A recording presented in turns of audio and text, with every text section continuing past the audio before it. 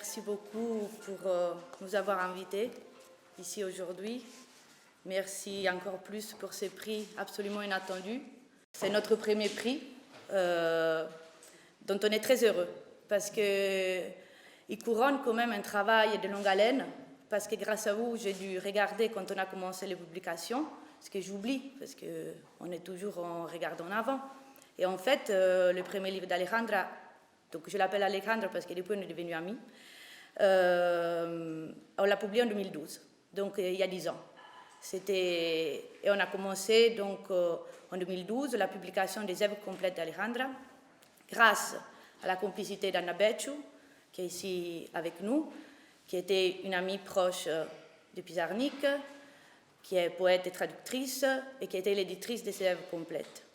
Je reviendrai sur ce point brièvement.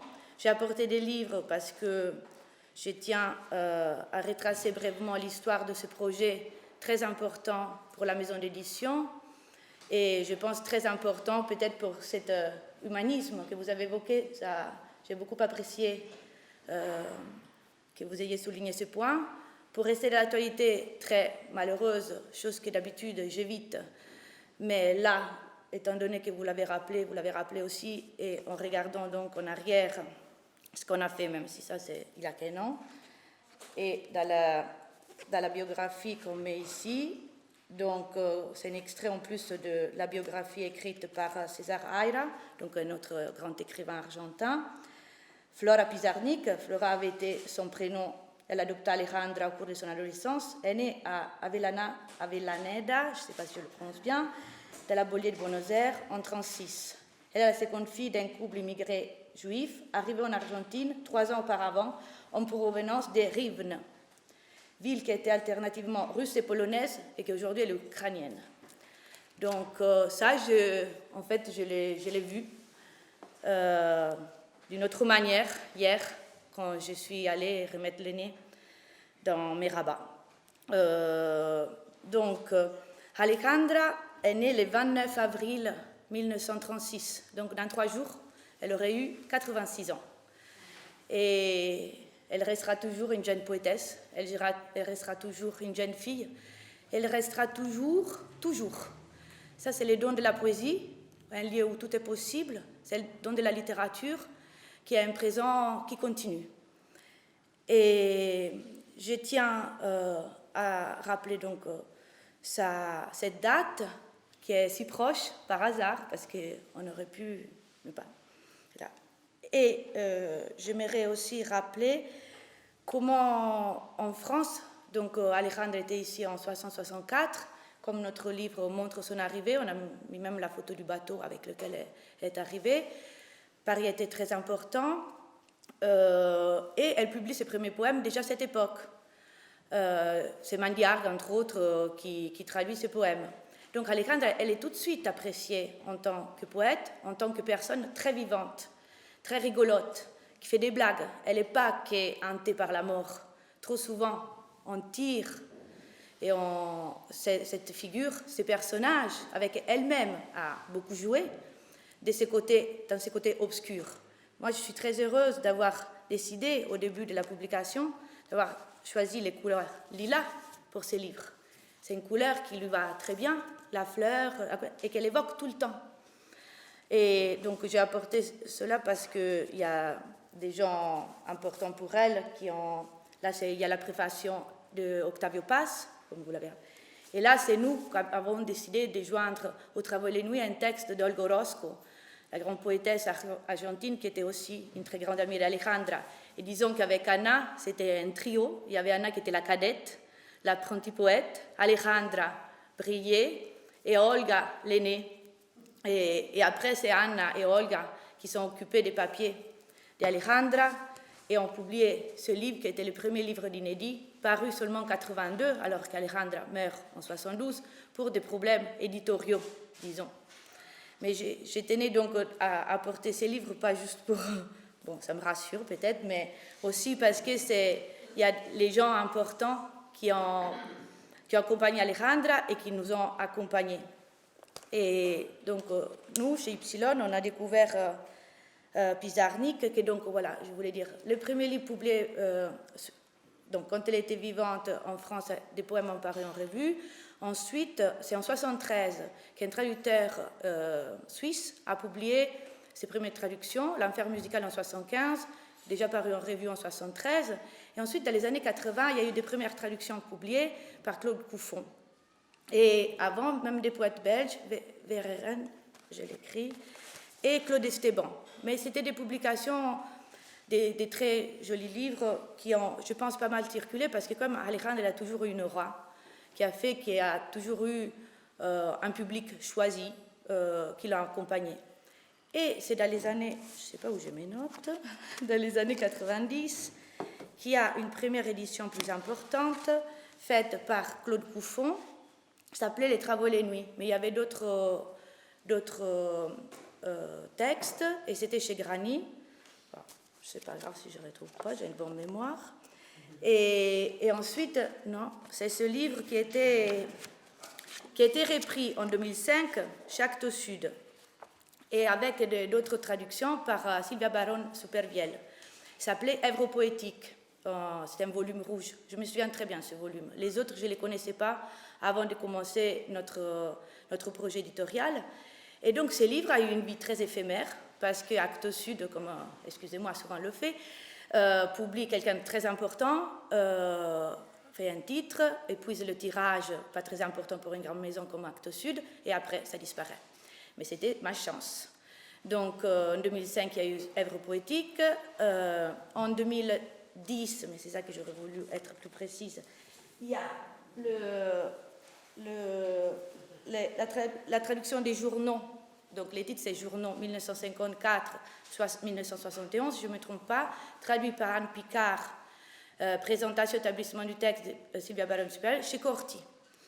Et tout le monde dit que ces journaux ont fait découvrir davantage Pizarnik et aimé, mais aussi on continue à faire connaître cette poétesse maudite et suicidée. Alejandra n'est pas morte suicidée.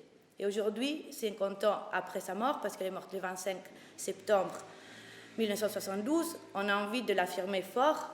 Vous n'êtes pas la seule à le dire. Je ne sais plus qui a écrit l'invitation, l'avait écrit aussi dans l'invitation. C'est ce qu'on répète, on écrit partout, et c'est qu'elle a écrit Pigna. Excusez-moi, je ne me souviens pas les noms et prénoms complets, mais c'est la biographie de Pizarnik. Ce qui est créé sur Wikipédia, ce qui est partout. Il y aura un colloque à la Sorbonne en septembre, on va le répéter à nouveau. Et comme il dit Anna, on compte combien de cachets elle a avalé. Alors il se trouve qu'on a ici dans notre salle la personne qui a trouvé Alejandra, une fin de vie, chez elle. Et je me permets de répéter l'histoire qu'Anna m'a répétée plusieurs fois et que j'ai toujours encore eu des difficultés à raconter maintenant quand on vient de sortir. Donc on a fait les beaux journaux, remarquez, l'année dernière, que vous avez couronné du prix. Et donc c'est les premiers tomes. Donc c'est ce petit point qui l'indique. Et ça, c'est le premier tome des œuvres complètes, parce que donc on a publié livre par livre 12 volumes, qui ont plus ou moins cette forme. Et maintenant, on va les rassembler pour le rendre plus disponible, plus accessible. Et du coup, là, j'ai mis toutes les œuvres publiées de son vivant selon sa bibliographie. Elle avait rejeté son premier livre, La terre la plus étrangère, La terra Massarena. Et donc, il y a 6 titres, des 56 au 71. Et j'ai demandé, pour justement donner un nouveau souffle à cette œuvre, 50 ans après sa mort, un texte à Liliane Giraudon, poète, publié pour la plus grande partie chez POL, qui a, je pense, 76 ans. Elle m'a dit, je suis presque une contemporaine d'Alejandra, qui adore Alejandra, mais au début, quand je lui ai demandé si elle pouvait m'accompagner dans ses projets, elle m'a dit, je suis hantée par elle, je l'ai rejetée, je l'ai beaucoup lu au début elle n'aurait jamais dit carrière, mais au début de mon écriture, parce que, voilà, les côtés morbides, les côtés noirs, cette attirance vers la mort. J'ai dit, mais Liliane, tu vas voir, si tu relis tout, Alejandra, avec nos œuvres qu'on a publiées, tu vas découvrir l'autre côté. C'est lui qui a été caché jusqu'à maintenant. C'est lui qui est, ou caché, peut-être pas caché, mais c'est lui qu'on n'a pas souligné, c'est lui qu'on a perdu de vue, mais c'est lui qui est très présent. Et en effet, quand on a commencé, excusez-moi, je fais des allers-retours, j'espère que ce n'est pas trop difficile, on a publié un premier livre d'inédit, c'est lui que j'ai découvert grâce à cette revue, que c'est une revue suisse, ses proses. Alejandra, elle était obsédée, comme elle disait, parce qu'elle avait quand même des passions très fortes. Et donc, ces proses, les relatos, publiés par Anna dans la Prosa Completa, et qui étaient absolument connus en France, et c'est cette revue qui a montré les premiers textes dans la traduction Jacques Rancé et qui m'a permis de le découvrir, et du coup d'avoir l'envie d'aller plus loin, et ça a donné tout ça. Dans ces proses, on a un autre côté d'Alejandra. On a plus Alice dans le Pays des Merveilles, on a plus la jeune fille dans le jardin, comme elle dit Olga Orozco, et voilà, et on trouve une entrée, un point de vue différent à partir duquel on peut relire autrement, sans évidemment effacer les tourments, la douleur, les souffrances dues soit à un moment historique, parce que aussi l'Argentine de cette époque, elle passait une période terrible. Dans les journaux, on ne le sent pas vraiment, mais si on fait attention, oui, elle évoque « Ah, il y a plein de bruit dans la rue, qu'est-ce qui se passe ?» Il se passait des choses atroces. Les cafés où elle allait se retrouver a subi une attaque et ils ont mis une bombe. C'est-à-dire, et ça, on essaye, nous, de faire des notes. C'est très difficile parce qu'on n'a pas beaucoup de matériel pour retrouver là, mais on essaie de faire de notre mieux des notes précises sur l'époque, sur les gens dont qu'elle évoque plus ou moins la présence. Et donc, Liliane, j'en étais là, elle accepte de faire ses textes finalement parce qu'elle relit tout ça, mes 12 volumes, les bouquets de lilas, la correspondance avec Mandiargue, qui est vraiment magnifique, c'est une correspondance qui parle d'une amitié, d'une entente, une complicité intellectuelle et autres importante. Les archives sont à l'IMEC, donc c'est notre preuve de l'ancrage de Pizarnik ici en France. Elle écrit en français, un français très étonnant parce qu'elle commence très formelle et petit à petit elle se lâche. Petit à petit on retrouve l'Alejandra qui, bon, je la lis en traduction, mais celle de son œuvre. Et donc, Liliane, elle fait un portrait. Elle fait un portrait approximatif, en reprenant un mot d'Alejandra, de Pizarnik. Et donc, elle évoque sa vie, elle évoque ses passions, elle évoque des couleurs. C'est un portrait comme elle en a déjà fait d'autres écrivains très importants pour elle, pour son écriture. Et à la fin, et quand elle me l'envoie, ces textes, elle dit « Isabella, tu me diras ce que tu en penses. Je ne suis pas sûre de la fin. Je ne suis pas sûre de la fin. » Et elle me met entre parenthèses, overdose. Donc, je regarde et je lis ça, je dis « Oh là là, elle aussi. » Donc, je lis et je vois qu'en effet, donc elle parle du d'overdose, mais elle le met entre parenthèses, elle me met des points d'interrogation. Donc, elle avait quand même des hésitations intéressantes. Je l'appelle et... Non, avant de l'appeler, j'appelle Anna. Et je lui dis, Anna, s'il te plaît, tu peux me répéter pour l'énième fois qu'est-ce qui s'est passé ces fameux jours du 25 septembre 1972? Elle me dit, oui, ma chérie.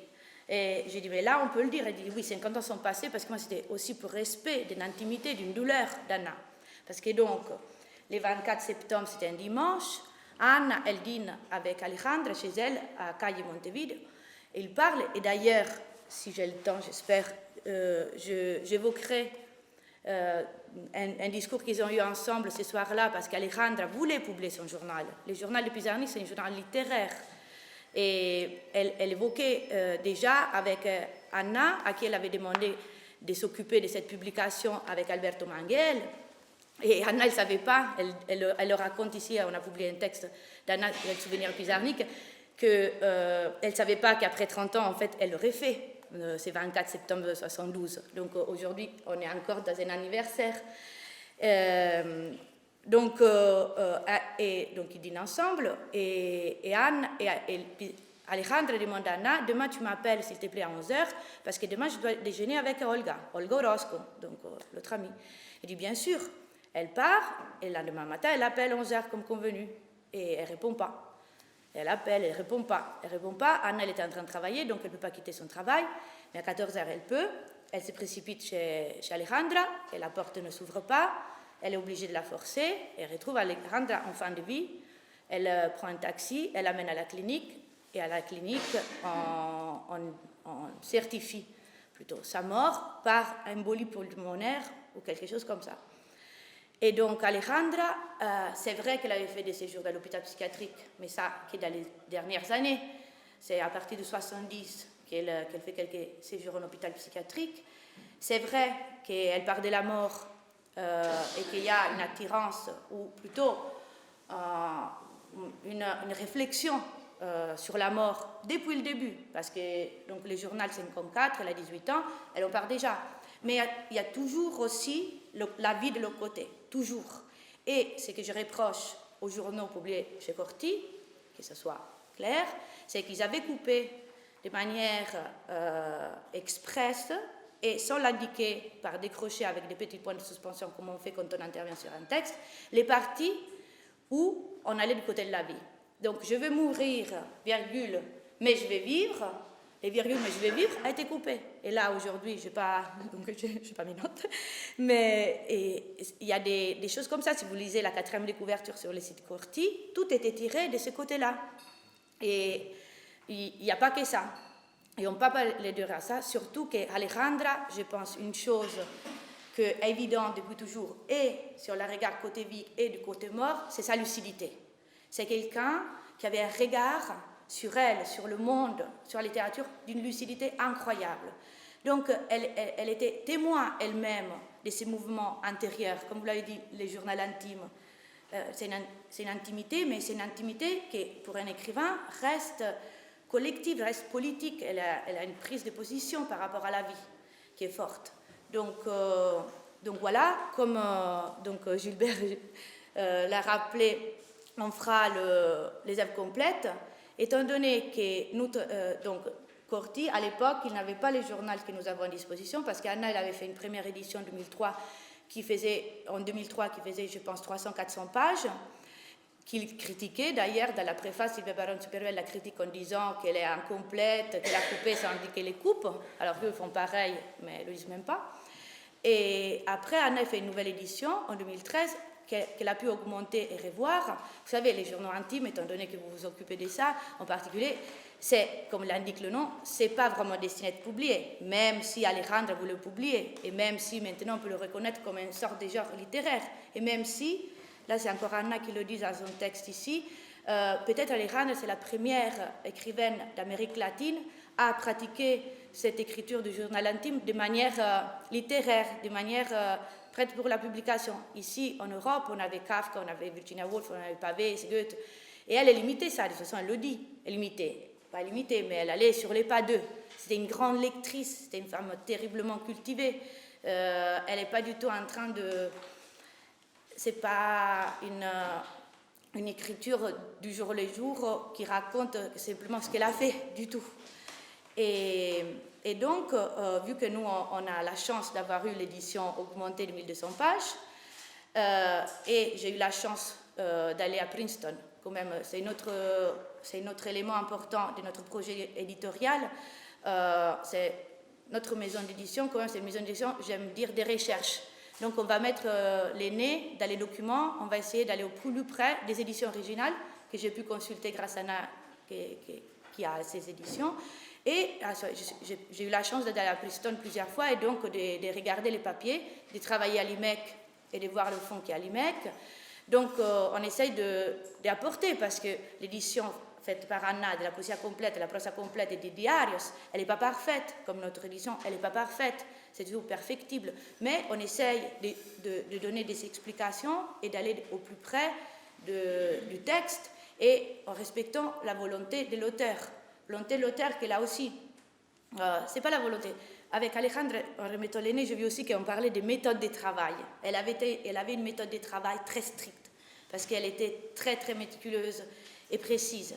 Et avec, je pense que c'est cette force d'elle qu'on a essayé d'intégrer et d'aller dans ce sens quand on établit nos textes, on fait nos livres. Et donc, il y aura un deuxième tome. Heureusement, c'est Clément, qui c'est aussi grâce au prix, qui a accepté de continuer, parce que c'est un travail très, très prenant. C'est un travail qui coûte beaucoup d'argent pour nous. Et quand on n'a pas, étant donné pour le premier tome, on n'a pas vraiment été aidé, donc votre prix était très bienvenu. Et il fera le deuxième tome et le troisième tome, toujours accompagné par moi, par Anna, Pauline, notre graphiste qui n'est pas qu'une graphiste, pour la relecture et pour apporter des notes et pour accompagner. Parce que voilà, ici, je ne sais pas si tout le monde a vu le livre, on a mis la photo du bateau, on a fait une carte de Buenos Aires en indiquant où Alejandra allait, les lieux qu'elle évoque le plus, et ça c'est aussi grâce à la complicité de Pauline Nunez, notre graphiste. Donc, cela dit, je vais lire juste la fin du texte d'Anna, qui est donc, on avait publié en 2013, il y avait eu un petit cahier Pizarnik dans le CCP, qui c'est le cahier critique du Centre international de poésie Marseille. Et donc en 2011, c'est les années 2000, ça a bougé, il y a eu ces numéros pour les proses à la revue des Belles Lettres en Suisse. Et après, avec notre publication, petit à petit, il y a eu d'autres choses. J'ai fait même un article qui a été publié dans une revue américaine, Musique et littérature, et on est en contact avec la maison américaine qui publie Pizarnik. Donc Alejandra, petit à petit, là, elle est partout dans le monde, et on se réjouit. Je pense qu'elle est contente aussi. Donc c'est la fin du texte qu'Anna, le début, elle avait fait pour, je ne sais pas si précisément pour la revue ou pour accompagner les journaux, mais commencé, j'ai rencontré Alejandra Pizarnik un soir de l'hiver 71, et elle finit, elle raconte son expérience d'éditrice en d'autres cahiers, et à la fin elle dit « Les journaux d'Alejandra Pizarnik disent combien fut douloureux les processus qui finit par faire d'elle non seulement une grande poète, mais comme l'a dit avec raison César Aira, je cite, la plus grande et la dernière. Parce que personne comme elle n'a dit cela, qui ne s'entend qu'à peine parmi nous ou en nous, personne n'a dit comme elle, nous. Et ce nous est très important. Olga elle souligne l'importance de l'amitié, l'importance de la poésie dans ces nous qui tient ensemble l'intime et le collectif. Et pour finir, je tiens à remercier beaucoup Pauline Nunez qui a accompagné ce travail remarquable de composition de donc, notre 15 volumes maintenant, et Anna Becciu qui nous a donné la possibilité d'être les éditrices d'Alejandra. Merci à vous tous.